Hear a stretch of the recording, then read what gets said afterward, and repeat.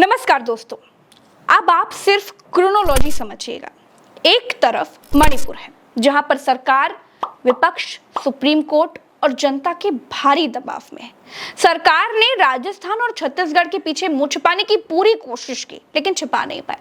अब जब 10 तारीख को संसद में मोदी जी को विपक्ष ने अविश्वास प्रस्ताव के जरिए घसीट लिया है, उससे पहले देश में 3 बड़ी घटनाएं हो गई। वो 3 घटनाएं क्या हैं और किन किन राज्यों में हुई, ये भी दिलचस्प है। और क्यों 10 तारीख से पहले ही हो रही हैं, एक एक करके आपको बताऊंगी। आपको वीडियो ध्यान से देखना है, समय ना हो तो कोई बात नहीं, सेव कर लीजिएगा, अधूरा मत देखिएगा, तो ध्यान से समझिए। दोस्तों, पहली घटना होती है ट्रेन में। गोदी मीडिया का बहकाया हुआ आरपीएफ का जवान 4 लोगों को यह कहते हुए मार देता है कि हिंदुस्तान में रहना है तो मोदी योगी को वोट देना है। दूसरी घटना होती है हरियाणा के नूह में। 2 समुदाय के बीच टकराव हो जाता है, 5 लोग मारे जाते हैं। यहां पर एंगल क्या है? हिंदू मुसलमान का एंगल, जो कि मणिपुर में नहीं मिल रहा था। तीसरी घटना होती है यूपी के बरेली में। बरेली में कांवड़ियों ने जबरन मुस्लिम बस्ती से कांवड़ ले जाने को लेकर के बवाल किया। और क्रोनोलॉजी समझिए, जिस प्रभाकर चौधरी नाम के एसएसपी ने जान की बाजी लगा करके झगड़ा होने से रोक दिया, हिंसा होने से रोक दी दोस्तों, उस एसएसपी को बरेली से हटा दिया गया। क्यों हटाया गया? क्या हिंसा की साजिश नाकाम करके एसएसपी ने किसी का प्लान फेल कर दिया? God knows. क्रोनोलॉजी समझ रहे हैं आप ये समझिए कि ये सब कुछ राजा की 10 तारीख वाली संसद में पेशी से पहले हो रहा है। मणिपुर में गोदी मीडिया ने अब्दुल नाम का एंगल डालने की पूरी कोशिश की, लेकिन फेल हो गई। इलेक्शन से पहले सरकार पूरी तरह से बैकफुट पर खड़ी है। छत्तीसगढ़ और राजस्थान के पीछे भी अपना मुंह नहीं छिपा पा रही है। तो फिर अचानक अब 3 राज्यों से ये दंगों वाला कंटेंट किसे चाहिए? कौन है जिसे हिंदू मुसलमान की लड़ाई से फायदा होता है? एक और क्रोनोलॉजी समझिए, कोई लूप होल सामने ना आने पाए, इसलिए ये तीनों घटनाएं जहां जहां हुई उन राज्यों के नाम जानेंगे तो आप सारी क्रोनोलॉजी आराम से समझ जाएंगे।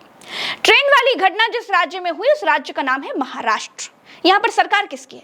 भारतीय जनता पार्टी की। बरेली में कांवड़ियों और मुस्लिमों का झगड़ा रोक देने वाले एसएसपी का ट्रांसफर किस राज्य में हुआ? यूपी। यूपी में किसकी सरकार है? भारतीय जनता पार्टी की। मेवात कहां पर है? हरियाणा में। और हरियाणा की खट्टर सरकार है बीजेपी सरकार। तो अब सवाल यह है दोस्तों कि जब बीजेपी से चुने गए प्रधानमंत्री नरेंद्र मोदी को मणिपुर पर संसद में जवाब देना है, उससे ठीक पहले बीजेपी शासित राज्यों में ही ये सब क्यों हो रहा है? और हाँ, एक बात आप भूल जाइए कि दंगा फसाद सब अपने आप 2 समुदाय के बीच हो जाता है। इस भारत देश के इतिहास में एक भी ऐसा दंगा फसाद नहीं है जो बिना नेताओं के हुआ हो। दंगे बिना नेताओं के आदेश, बिना उनकी मर्जी, बिना उनकी साजिश के, बिना उनकी परमिशन के, बिना उनके इन्वॉल्वमेंट के नहीं होते। इस बात की ना आप गांठ बांध लीजिए। हरियाणा में ये किसने कराया? यूपी में दंगा रोकने वाले एसएसपी का ट्रांसफर आखिर क्यों हो गया? और सबसे बड़ी बात यह है दोस्तों कि राजा को 10 तारीख को संसद में घसीटे जाने से पहले ही ये सब कुछ क्यों हो रहा है? लोकसभा के सांसद रहे, राज्यसभा के सांसद रहे, बिहार के राज्यपाल रहे, गोवा के राज्यपाल रहे, कश्मीर के राज्यपाल रहे, उड़ीसा के राज्यपाल रहे, मेघालय के राज्यपाल रहे, सत्यपाल मलिक, वो ये कहते हैं कि 2024 से पहले जरूर बीजेपी राम मंदिर पर हमला करवा सकती है या फिर अपने किसी बड़े नेता को मरवा सकती है। सत्यपाल मलिक कहते हैं कि जो लोग पुलवामा करा सकते हैं वो कुछ भी करा सकते हैं। डंके की चोट पर सत्यपाल मलिक ये बात कह रहे हैं। गोदी मीडिया उनके बयान को चिमटे से भी नहीं छूना चाह रही है। गोदी मीडिया की हलक सूख जाती है उनका ये बयान बताने में और ये बयान दिखाने में। इस देश के गद्दार गोदी मीडिया को इतिहास कभी माफ नहीं कर पाएगा। सत्ताओं की कुर्सियां तो टिकी लाशों के ऊपर होती, लेकिन इस देश के गोदी मीडिया ने जो रोल निभाया है उसके लिए इनके मालिकों को और इनके एंकर्स को नर्क में भी जगह नहीं मिलेगी। इनके फैलाए जहर ने देश को बर्बाद कर दिया है दोस्तों। एक पार्टी के गुलाम गोदी मीडिया को देश कभी माफ नहीं कर पाएगा। ट्रेन में सफर कर रहे लोगों की मौत का जिम्मेदार भी गोदी मीडिया है। आज के लिए इतना ही। वीडियो पसंद आए तो शेयर जरूर कीजिएगा, चैनल को सब्सक्राइब करना मत भूलिएगा। राम राम, दुआ सलाम, जय हिंद।